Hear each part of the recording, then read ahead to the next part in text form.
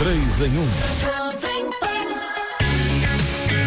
Estamos de volta, este é o 3 em 1 em áudio e vídeo e entrevista a Bloomberg na Suíça, no finzinho da participação no Fórum Econômico Mundial de Davos.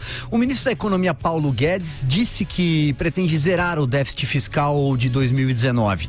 Também afirmou que o governo quer levantar cerca de 75 bilhões de reais. O número que ele usou, na verdade, lá foi 20 bilhões de dólares com as privatizações. Segundo o ministro, a continuidade do equilíbrio do orçamento dependerá da aprovação de outras reformas. Atualmente, a pasta prevê um déficit primário de 139 bilhões de reais neste ano. Em outra entrevista, dessa vez para a Reuters, Paulo Guedes afirmou que a reforma da Previdência que o governo vai enviar ao Congresso pode economizar dos cofres públicos até 1,3 trilhão de reais. Aspas para o Paulo Guedes, não é exatamente isso. Vamos passar para você, Andresa, senão eu me estendo muito aqui lendo a notícia.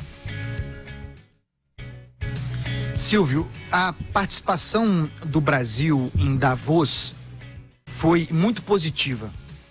Apesar do cancelamento da entrevista coletiva, que teve impactos, sobretudo para nós aqui dentro, e novamente para a relação com a imprensa brasileira e, portanto, para a prestação de informação à sociedade brasileira, que foi muito ruim. Em termos de relacionamento com o mercado internacional, com os investidores internacionais, que é a razão de existir desse fórum, a participação brasileira foi muito boa. Fundamentalmente pela participação do ministro Paulo Guedes. Na entrevista que deu à TV Record ontem, o Jair Bolsonaro reconhece isso. Ele fala, ele exalta, enaltece a participação do Paulo Guedes e fala modestamente, com uma humildade sincera, dizendo inclusive a dele próprio, mas se colocando num segundo plano de maneira correta, porque de fato ali o interesse maior técnico, financeiro das pessoas estava no Paulo Guedes. Não há nenhum problema nisso. Não há nenhum problema em que um ministro tenha brilho numa ocasião como essa. E assim foi. Foi muito importante também, nesse conjunto de declarações, a entrevista a Bloomberg foi primorosa. A entrevista ao Paulo Guedes a Bloomberg, independentemente de ter sido inglês, isso não importa. Isso é se deslumbrar com o fato de alguém falar inglês. Não se trata disso. O conteúdo foi brilhante, uma entrevista muito difícil. Foi muito bem. Mas nesse conjunto todo, o que eu quero registrar é que ele esticou a corda em relação à inclusão dos militares na reforma da Previdência. Algo de que eu tenho falado aqui. Porque há uma confusão, inclusive difundida pelo próprio presidente. Nada grave, talvez incompreensão mesmo do que está sendo produzido pela equipe econômica. Mas o fato é o seguinte, no pacote reformista da Previdência a ser enviado ao Congresso, está contemplado a Previdência dos militares, só que em modalidades diferentes. Ou seja, o presidente fala em 2 etapas, mas é uma confusão. A etapa, segundo o desígnio de seu ministro da Economia, da equipe econômica, do Paulo Guedes, é apresentar um pacote de reforma previdenciária, só que em modalidades diferentes, por motivo simples. O regime privado, INSS, e o sistema público de previdência devem ser alterados por emenda constitucional, porque tem natureza constitucional. O dos militares será feito via lei ordinária. São modalidades de apresentação diferentes, porque tem naturezas diferentes, daí talvez a confusão de 2 etapas que não existem. São 2 módulos com a intenção de serem apresentados ao mesmo tempo. E nessa tecla o Paulo Guedes bateu hoje, inclusive chamando os militares brasileiros à responsabilidade. Não faz sentido, num momento grave da vida pública brasileira, em que todo mundo é convidado a fazer um sacrifício, o militar não participar. Então é hora de ceder. E acho que assim será, está muito bem encaminhado nesse sentido. E, para concluir, a reforma só não está pronta, só não foi batido o martelo, porque existe a pendência exclusiva à resistência dos militares. É só por esse motivo que o texto não está pronto ainda. Vera Magalhães, sigo com você.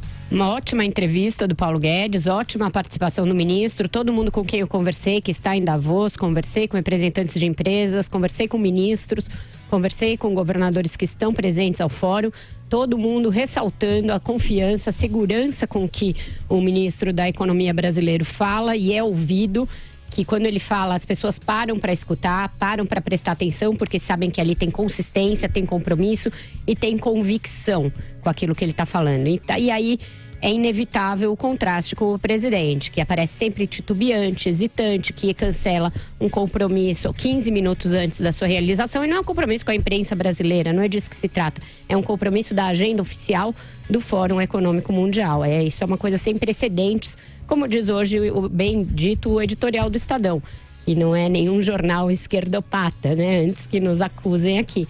É algo sem precedentes na história de Davos. Então, o ministro da Economia foi lá, jogou o futebol que tinha que jogar por todo mundo, fez os gols que precisava fazer e agora vamos ver na volta o que se colhe disso que ele plantou, tanto em termos de investimentos, quanto nessas anunciadas desburocratizações, desregulamentações para que as empresas estrangeiras venham investir no Brasil, para que o dinheiro estrangeiro volte a entrar no Brasil. E para isso é preciso uma coisinha básica, confiança. Confiança depende da aprovação da reforma da Previdência. Essa questão dos militares não está ainda encaminhada porque, de novo, em relação a ela, o presidente e alguns dos seus ministros militares, não todos, tem uma resistência que é ancestral, é uma resistência que tem a ver com a sua própria trajetória. O Bolsonaro, já empossado presidente, defendeu o fim de uma medida provisória que retirou privilégios dos militares. Então ele tem dificuldade em encampar no seu interior uma reforma que inclua os militares. Não é a mesma dificuldade, por exemplo, do general Mourão, que é general e que já disse que sabe que os militares vão ter de ser chamados a contribuir, que não tem cabimento, que a sociedade não consegue entender que um militar possa se aposentar, por exemplo, com 44 anos, por mais especificidades que haja, né, na carreira militar. Então, esta última controvérsia é o que está evitando que o principal projeto do Brasil dos próximos 4 anos vá de uma vez por todas ao Congresso. Espero que na volta eles resolvam essa pendência e mandem o projeto. E que o ministro da Casa Civil, por exemplo, que também se mostra bastante hesitante em defender a proposta, passe a encampá-la, passe a trabalhar pela sua aprovação muito rápida no Congresso.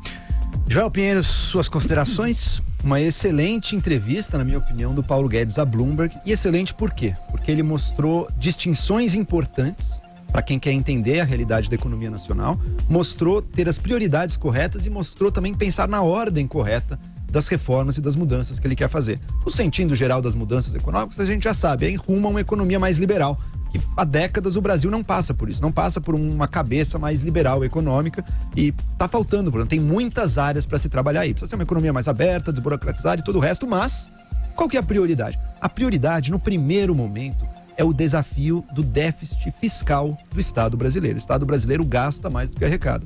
E o Paulo Guedes tem total clareza de que isso passa por reforma da Previdência. Ele também cita privatizações, mas ele mesmo traz isso que muitas vezes a opinião pública esquece. Olha, com as privatizações, sim, podemos levantar um bom dinheiro. Ele é até bastante ambicioso, pensando em 20 bilhões de dólares, ou seja, cerca de 75 bilhões de reais aí só neste ano. Tá? Ele é bastante ambicioso, não sei se consegue tudo isso, mas ele é muito claro de dizer, olha, mas o dinheiro da privatização não é um dinheiro que muda o desajuste, o déficit operacional das contas públicas brasileiras. É um dinheiro que serve para tapar o buraco deste ano, que não vai se repetir no ano que vem. Portanto, o essencial é reforma da Previdência.